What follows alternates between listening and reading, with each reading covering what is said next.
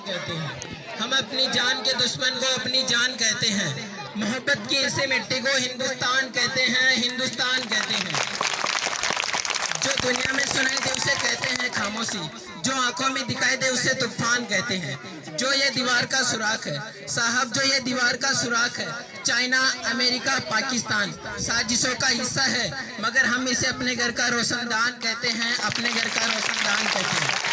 सम्माननीय अतिथि महोदय, प्रधानाचार्य, शिक्षकगण एवं उपस्थित सभी साथियों, मैं नारायण कुमार देश प्रेम और राष्ट्र निर्माण के उपलक्ष्य में अपने विचार साझा करता हूँ।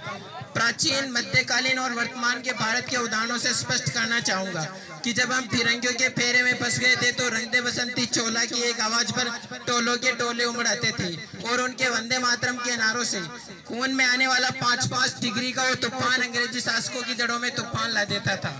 एक औरत जो 65, 65 और 71 के युद्धों में अपना सुहाग गवा देने वाली, जब घर के हालात ये हो जाए करते थे कि प्यार भी भरपूर गया, मांग का सिंदूर गया, नन्हे नौनिहालों की लंगोटियां चली गई, छोटी छोटी बेटियों की चोटियां चली गई,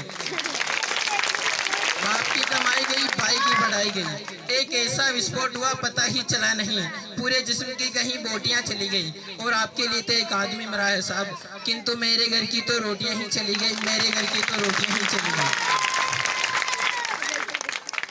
एक माँ अपने बेटे को सरहद पर दुश्मनों की धज्जियां उड़ाने के लिए भेज देती थी और उसे पत्र लिखाकर भेजा करती थी कि अम्मा ने खत लिखा है बड़े चाव से, पुत्र मेरे ना घबरा जाना, 1 इंच भी पीछे ना हटना, चाहे इंच इंच कट जाना, चाहे इंच इंच कट जाना।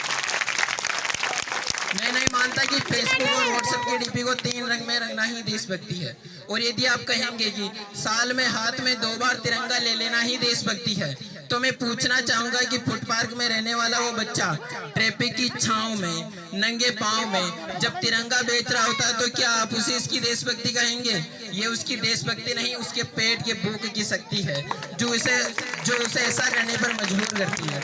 क्योंकि ना मस्जिद को जानते हैं ना सिवालों को जानते हैं, ना मस्जिद को जानते हैं ना सिवालों को जानते हैं। जो पेट के भूखे होते हैं वो सिर्फ भोजन के निवालों को जानते हैं, वो सिर्फ भोजन के निवालों को जानते हैं।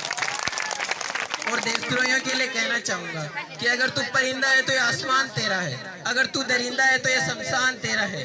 भाईचारे से रहना है तो रह इस जमीन पर, वरना ये कब्र भी तेरी है और यही कब्रिस्तान तेरा है, और यही कब्रिस्तान तेरा है। बड़ी बड़ी बातें नहीं, छोटी छोटी कोशिशें करनी होगी, क्योंकि ठोकरें पहाड़ से नहीं पत्थरों से लगा करती है। और मैं सल्यूट करना चाहूंगा सरहद पर दिन रात हमारी रक्षा के लिए खड़े हर वीर जवान को, इस देश की पुलिस प्रशासन और किसान को, इस देश के हर उस व्यक्ति को जो अपना कार्य पूरी ईमानदारी, पूरी मेहनत और पूरी लगन से करते हो, जिनके बिना राष्ट्र निर्माण की कल्पना करना भी असंभव सा लगता हो। और आज इस मंच पर पूरी जिम्मेदारी के साथ मैं भारत का बेटा ये कहता हूँ कि हमारा राष्ट्र निर्माण तब संभव होगा जब हम सभी, मैं, आप, हम सब मिलकर प्रयास करेंगे, क्योंकि हमारे देश की जिम्मेदारी नहीं है हमें आगे ले जाने की, बल्कि हमारी जिम्मेदारी है अपने देश को आगे ले जाने की, अपने वतन को आगे ले जाने की, अपने राष्ट्र को आगे ले जाने की। तो मैं अंत में यही कहना चाहूंगा कि मेरा हिंदुस्तान महान था, महान है, महान रहेगा। मेरा हिंदुस्तान महान था, महान है, महान रहेगा। वो हौसला सबके दिलों में बुलंद, तो एक दिन पाकिस्तान भी जय हिंद कहेगा। पाकिस्तान ही क्यों, सारा जहां जय हिंद कहेगा, क्योंकि सारे जहां से अच्छा हिंदुस्तान हमारा, हम बुलबुले हैं इसके, ये गुलिस्तान हमारा, ये गुलिस्तान हमारा। जय हिंद, वंदे मातरम। बहुत ही शानदार।